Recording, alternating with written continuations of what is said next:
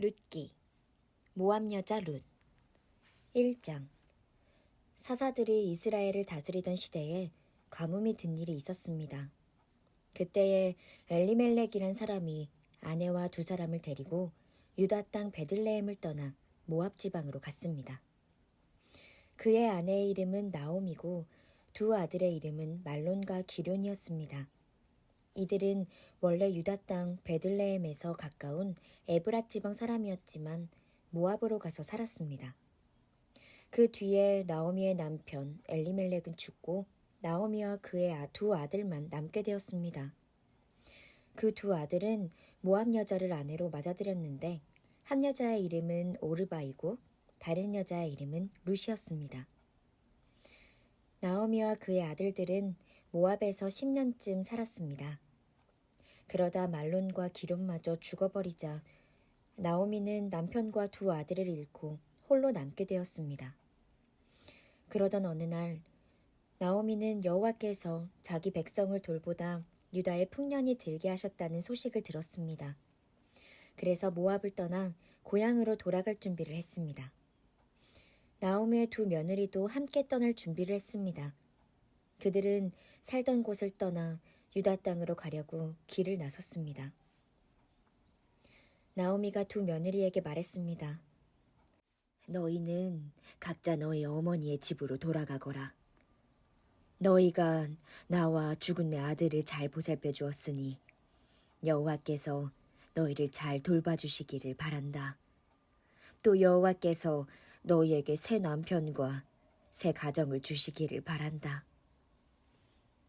이 말을 한 뒤 나오미가 작별을 하기 위해 며느리들에게 입을 맞추자 두 며느리는 큰 소리로 울었습니다. 며느리들이 나오미에게 말했습니다. 아닙니다. 우리도 어머니와 함께 어머니의 나라로 가겠습니다. 그러자 나오미가 말했습니다. 내 딸들아, 너희 집으로 돌아가거라. 왜 나를 따라가려고 하느냐? 내가 아들을 더 낳아 너희에게 새 남편을 줄 수 있는 것도 아니지 않느냐? 너희 집으로 돌아가거라. 나는 다른 남편을 맞아들이기에는 너무 늙었다. 설령 내가 오늘 밤에 다른 남편을 맞아들여서 아들을 낳을 수 있다 해도 무슨 소용이 있겠느냐? 그 아이들이 클 때까지 너희가 기다릴 수 있겠느냐? 그렇게 오랜 세월을 남편 없이 지낼 수 있겠느냐? 그러지 마라. 여호와께서 나를 치셨기 때문에 내 마음이 너희로 인해 너무 아프구나. 그들은 다시 한번 큰 소리로 울었습니다. 그리고 오르바는 나오미에게 입을 맞추어 작별 인사를 했습니다. 그러나 룻은 시어머니에게 매달렸습니다. 나오미가 말했습니다. 보아라, 네 동서는 자기 백성과 자기 신들에게로 돌아갔다. 너도 네 동서의 뒤를 따라가거라. 룻이 나오미 곁에 머물다. 그러자 룻이 말했습니다. 저더러 어머니를 떠나라고 하거나 어머니 뒤를 따르지 말라고 하지 마십시오. 저는 어머니가 가시는 곳에 따라가고 어머니가 사시는 곳에서 살겠습니다. 어머니의 백성이 제 백성이고 어머니의 하나님이 제 하나님이십니다. 어머니가 돌아가시는 곳에서 저도 죽어 거기에 묻히겠습니다. 만약 제가 이 맹세를 지키지 않는다면 여호와께서 제게 무서운 벌을 내리셔도 좋습니다. 오직 죽음만이 우리를 갈라놓을 수 있을 것입니다. 나오미는 룻이 자기와 함께 가기로 굳게 마음먹은 것을 보고 더 이상 아무 말도 하지 않았습니다. 나오미와 룻은 길을 떠나 베들레헴으로 향했습니다. 그들이 베들레헴에 도착했을 때 온 마을이 떠들썩했습니다. 마을 여자들이 말했습니다. 이 사람이 정말 나오미인가? 그러자 나오미가 사람들에게 말했습니다. 저를 나오미라고 부르지 마십시오. 전능하신 하나님께서 저를 슬프게 만드셨으니 이제 저를 마라라고 부르십시오. 제가 떠날 때에는 가진 것이 많았으나 여호와께서는 저를 빈털터리로 돌아오게 하셨습니다. 여호와께서 저를 괴롭게 만드셨고 전능하신 하나님께서 제게 큰 고통을 주셨습니다. 그런데 어떻게 저를 나오미라고 부르십니까? 나오미와 그의 며느리인 모압 여자 룻은 이렇게 모압에서 돌아왔습니다. 그들이 베들레헴에 왔을 때는 보리 수확을 시작할 무렵이었습니다. 룻이 보아스를 만나다. 2장. 베들레헴에 보아스라는 유력한 사람이 살고 있었습니다. 보아스는 엘리멜렉 가문의 사람으로 나오미의 가까운 친척이었습니다. 어느 날 모압 여자 룻이 나오미에게 말했습니다. 밭에 나가게 해주십시오. 혹시 친절한 사람을 만나게 되면 그 사람이 밭에 떨어뜨린 이삭을 주워오겠습니다. 나오미가 말했습니다. 그래, 가보아라. 그래서 룻은 밭으로 나갔습니다. 그녀는 곡식을 거두는 일꾼들을 따라다니며 그들이 남긴 이삭을 주었습니다. 마침 그 밭은 엘리멜렉 가문의 사람인 보아스의 밭이었습니다. 보아스가 베들레헴에서 와서 일꾼들에게 인사하고 있었습니다. 여호와께서 그대들과 함께 계시기를 비네. 일꾼들도 인사했습니다. 여호와께서 주인님께 복 주시기를 빕니다. 보아스가 일꾼들을 감독하는 자기 종에게 물었습니다. 저 여인은 어느 집 여인인가? 그 종이 대답했습니다. 저 여자는 나오미와 함께 모압 지방에서 온 모압 여자입니다. 일꾼들 뒤를 따라다니며 땅에 떨어진 이삭을 줍도록 해달라고 했습니다. 그녀는 잠시 오두막에서 쉰 것 말고는 아침부터 지금까지 계속 이삭을 줍고 있습니다. 보아스가 룻에게 말했습니다. 여인이여, 나의 말을 잘 들으시오. 이삭을 줍기 위해 다른 밭으로 가지 말고 여기에서 주우시오. 내 일꾼들 뒤만 따라다니시오. 그들이 가는 밭을 잘 보고 그 뒤를 따라가시오.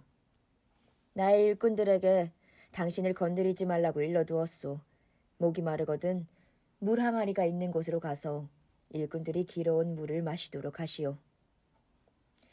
그러자 룻이 얼굴을 땅에 대고 절하며 보아스에게 말했습니다. 저는 이방 사람인데 어떻게 저 같은 사람에게 이런 은혜를 베푸시고 돌보아 주십니까? 보아스가 대답했습니다. 나는 당신 남편이 죽은 뒤에 당신이 시어머니에게 한 일을 들었소. 또 당신이 당신 부모와 당신 나라를 떠나 아는 사람 하나 없는 이 나라로 온 것도 다 알고 있소. 여호와께서 당신이 한 일을 갚아주실 것이오. 작은 새가 자기 어미 날개 아래로 피하듯이 당신이 여호와께 왔으니 이스라엘의 주 하나님께서 당신에게 넉넉히 갚아주실 것이오. 그러자 룻이 말했습니다. 나의 주여, 당신께 은총을 입기 바랍니다. 저는 당신 종들 중에 하나와 같습니다. 그런데도 당신은 이렇게 종의 마음을 위로하는 말씀을 해주셨습니다. 식사할 시간이 되자 보아스가 룻에게 말했습니다. 이리로 오시오. 같이 먹읍시다. 자, 빵을 이 초에 찍어 드시오. 룻이 일꾼들 옆에 앉자 보아스가 룻에게 볶은 곡식을 주었는데 룻이 배불리 먹고도 남을 정도로 많았습니다. 룻이 이삭을 주우려고 일어나자 보아스가 일꾼들에게 말했습니다. 저 여자가 곡식 단 사이에서도 이삭을 주울 수 있도록 내버려두고 쫓아내지 마라. 또 단에서 이삭을 조금씩 떨어뜨려서 저 여자가 주울 수 있게 하고 여자를 꾸짖지 마라. 룻은 저녁까지 그 밭에서 이삭을 주었습니다. 주운 이삭을 떨었더니 보리가 한 에바쯤 나왔습니다. 룻은 그것을 가지고 마을로 돌아갔습니다. 룻은 시어머니에게 모은 것과 함께 자기가 배불리 먹고 남은 음식도 꺼내서 드렸습니다. 나오미가 룻에게 물었습니다. 오늘 어디서 이 이삭을 주웠느냐? 어디서 일했느냐? 너를 이렇게 생각해준 사람에게 복이 있기를 빈다. 그러자 룻이 대답했습니다. 제가 오늘 일한 밭의 주인은 보아스라고 합니다. 나오미가 며느리에게 말했습니다. 여호와께서 그 사람에게 복 주시기를 빈다. 여호와께서는 산 사람이나 죽은 사람 모두에게 자비를 베푸시는구나. 보아스는 우리의 가까운 친척이란다. 우리 가족의 땅을 사서 되돌려 줄 수 있는 사람이지. 룻이 말했습니다. 보아스는 저에게 자기 일꾼들 가까이에서 계속 일하라고 했습니다. 수확이 끝날 때까지 그렇게 하라고 했습니다. 나오미가 며느리 룻에게 말했습니다. 그 사람의 여종들 가까이에서 일하는 것이 좋겠다. 네가 다른 밭에서 희롱을 당하지 않아도 되니 말이다. 룻은 보아스의 일꾼들 가까이에서 이삭을 주우며 시어머니를 모시고 살았습니다. 나오미의 계획 3장. 시어머니 나오미가 룻에게 말했습니다. 얘야, 너에게도 알맞은 가정을 찾아봐야겠다. 너도 행복하게 살아야지. 네가 함께 일하고 있는 일꾼들의 주인인 보아스는 우리의 가까운 친척이란다. 그가 오늘 밤에 타작마당에서 일할 것이다.